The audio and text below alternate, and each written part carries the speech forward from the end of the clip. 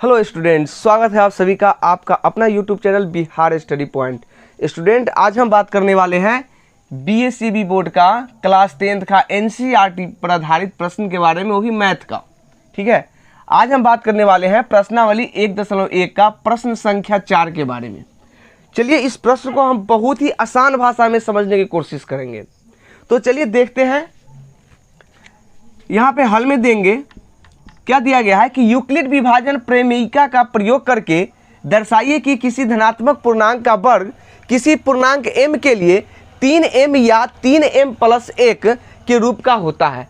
तो जो दर्शाना है हमें उसको क्या करेंगे, दिया गया में लिखेंगे। तो देखिए कैसे लिखेंगे, तो लिखेंगे दिया गया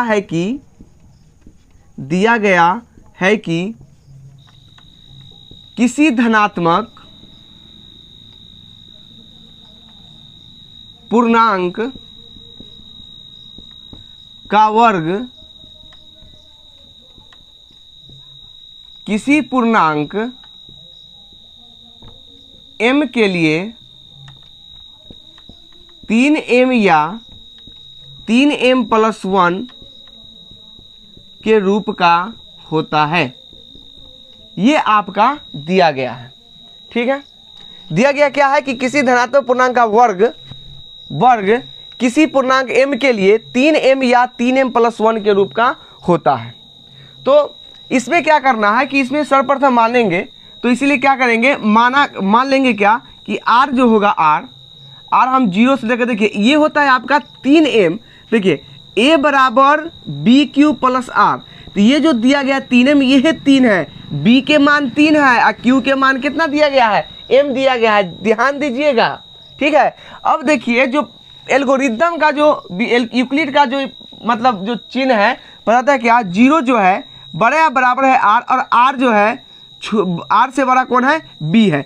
देखिए b का जो वैल्यू होता है वो हमेशा r से ज़्यादा होता है। इसका मतलब क्या हुआ कि b का मान 3 हुआ तो r क्या होगा, b से कम ही ना होगा। तो इसीलिए यहाँ पर देंगे r बराबर 0, 1, 2। ठीक है, और b का मान तो 3 है, ये है, तो कहाँ तक चलेंगे, 2 तक जाएंगे। आ रहा है बात समझ में।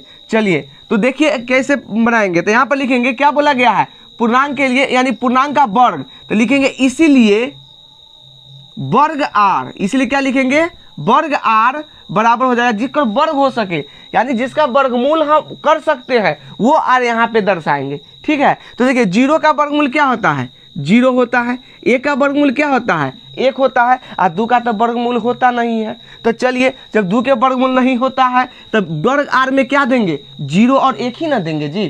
तो 0 और 1 दे दिए हैं। तो चलिए चलते हैं यूक्लिड के हिसाब से, लिखेंगे यहाँ पर यूक्लिड विभाजन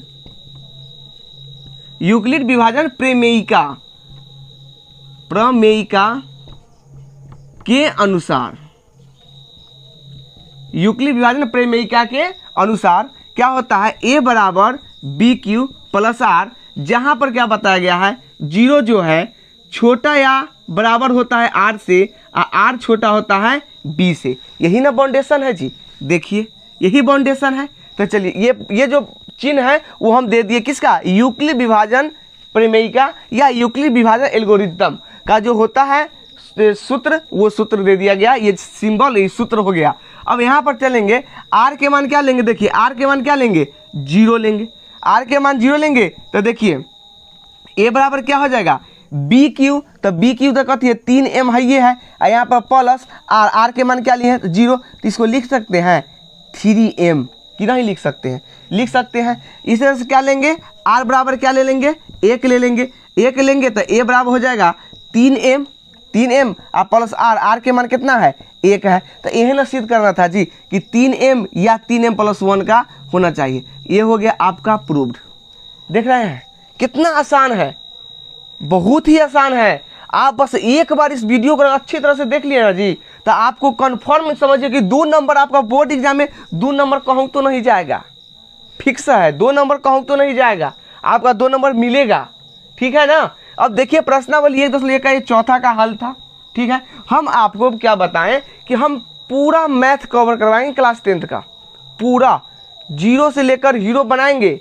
आप कहीं जाइएगा नहीं, हमारे चैनल से जुड़े रहिए और हमारा वीडियो आप देखिए और देखिए ये एकदम माइंड में घुसाएंगे, माइंड में ही एक्टिवेट जाएगा जो भी हम पढ़ाएंगे।